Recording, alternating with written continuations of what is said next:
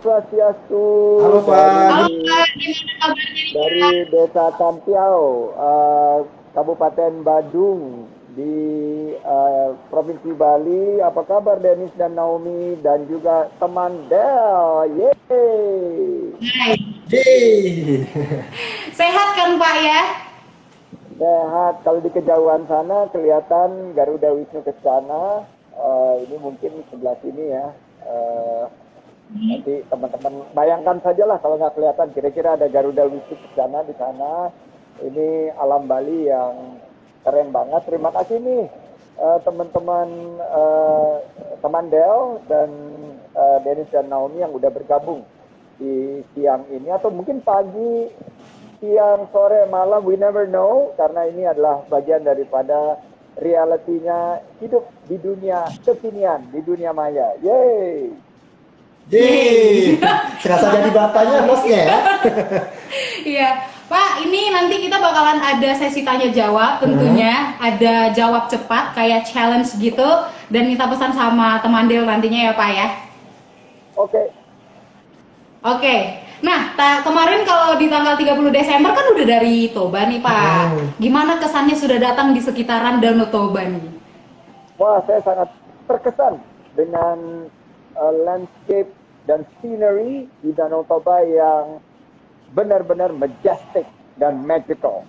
Saya sudah beberapa kali ke Danau Toba, tapi kemarin itu datangnya sebagai tentunya kerja ya. Kalau dulu kan saya benar-benar turis, partisipasi di sports tourism, tapi kemarin ini saya betul-betul kerja untuk mengamati pemandangan, view, scenery yang menurut saya world class. Jadi ini bukan hanya destinasi super prioritas, tapi juga pemandangannya memiliki kualitas yang world class, kelas dunia, tidak kalah dengan Lake Como, Italia, tidak kalah dengan Crater Lake, Oregon, tidak kalah dengan Grand Canyon, dan salah satunya Caldera Toba yang pada bulan Juli tahun lalu ditetapkan sebagai UNESCO Global Geopark.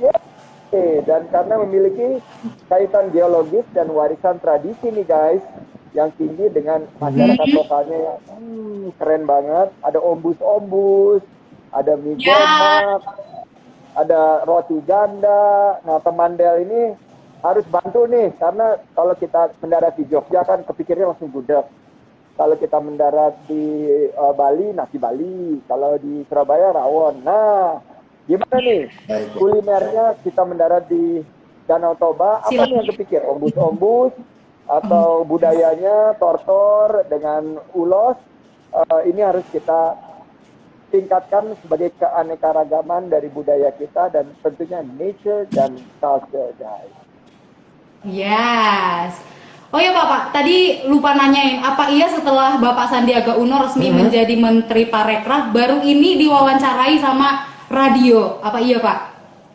Baru pertama kali. Ini adalah yes. Dan FM pertama kali. Nah, kita bangga Pak ya. Kita harus ingat lagu Queen yang terkenal. Radio Gaga, Radio Gugu. Jadi sebetulnya Radio Gaga. Oke Pak ya.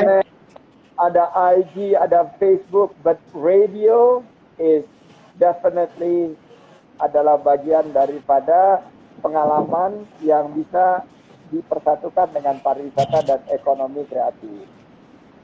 Yes. Nah Pak, setelah Bapak tadi udah cerita jalan-jalan ke Toba sebelumnya, udah pernah gitu kan. Nah yang paling berkesan tadi udah Bapak cerita juga, dan menurut Bapak untuk potensi yang paling menjual dari daerah Danau Toba itu apa tuh Pak?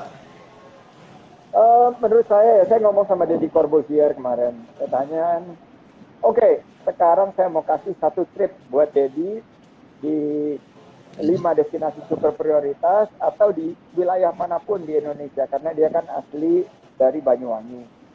Dia pilih Medan. Dia pilih Medan karena kulinernya.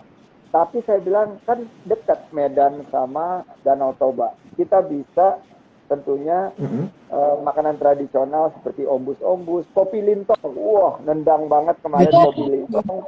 Mantap ya. Untuk usaha-usaha UMKM ini, kita harus kembangkan nih. Karena kita yakin penyiapan daripada destinasi super prioritas ini bukan hanya infrastrukturnya. Memang sudah ada 13 pelabuhan yang dibangun di Danau Toba, jalannya sudah lumayan. Walaupun agak macet nih guys, antara Bali J sama Perapat itu ya namanya juga Natal dan Tahun Baru, tapi ini menunjukkan bahwa geliatnya kembali gitu. Traveloka mencatat bahwa kunjungan ke Danau Toba melebihi 2020 ini melebihi 2019. Nah, saya ingin agar sektor pariwisata dan ekonomi kreatifnya, nih saya punya catatan di sini, bahwa kaitan erat karena 70% pelaku wisata dan ekonomi kreatif ini adalah UMKM. Jadi teman-teman UMKM, kemarin saya ketemu Adian Nalombok. Adian Nalombok ini adalah sebuah tempat yang saya temui antara perjalanan antara Bali J menuju ke Tapanuli Utara, Silangit. Nah di situ ada UMKM, pemandangannya luar biasa, tapi mohon maaf pemandangannya kelas dunia, tapi toiletnya kelas kelasnya belum kelas dunia, masih kelas kalau kita bilang masih perlu kita tingkatkan. Nah ini adalah bagian dari UMKM memiliki potensi untuk membuka lapangan kerja yang seluas-luasnya. Kita harus betul-betul fokus di mana Danau Toba sebagai super prioritas ini bisa mengangkat kesejahteraan masyarakat yang ada di wilayah 7-8 kabupaten yang ada di wilayah Danau Toba dan sekitarnya. Nah, kalau ngomongin tentang pariwisata dan pastinya udah besar harapan kita untuk Bapak Sandiaga Uno nih, apalagi daerah Danau Toba gitu ya Pak ya. Apa gerakan-gerakan yang sudah di planning sama tim dari Parekraf dan juga apa yang sudah direncanakan untuk pengembangan SDM-nya nih Pak untuk sekitaran pariwisata? Nah, Danau Toba kan punya potensi dahsyat. Itu karunia Tuhan yang Maha Kuasa. Allah Subhanahu wa Ta'ala sudah memberikan karunia alam, keindahan alam, juga manusia Indonesia yang betul-betul bisa mengangkat kuliner, budaya, musik, dan lain sebagainya. Nah, dengan Danau Toba menjadi destinasi super prioritas, kita harus melihat secara 360 derajat. Karena waktu itu saya baru mendarat di Silangit, saya langsung ke Huta Ginjang. Di Huta Ginjang ini di 360 derajat saya melihat bahwa pemerintah nggak bisa berjalan sendiri. Kita harus mengembangkan pariwisata dan ekonomi kreatif ini dalam konsep inovasi, adaptasi, dan kolaborasi. Saya yakin infrastruktur dasar seperti interkoneksi, jaringan, karena kita kan mesti mendarat langsung harus selfie, langsung tayang di Instagram dan lain sebagainya, harus disiapkan. Namun, potensi sumber daya manusia, tadi ditanyakan oleh Naomi ya, dan Dennis mengenai sumber daya manusia.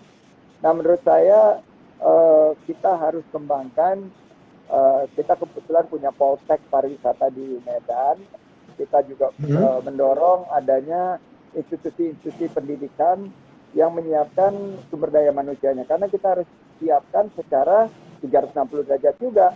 Dan kita lihat juga, saya selalu bilang kita kan punya indera perasa nih guys, ada indera perasa seperti the sight, the sound, the smell, the taste, the feel.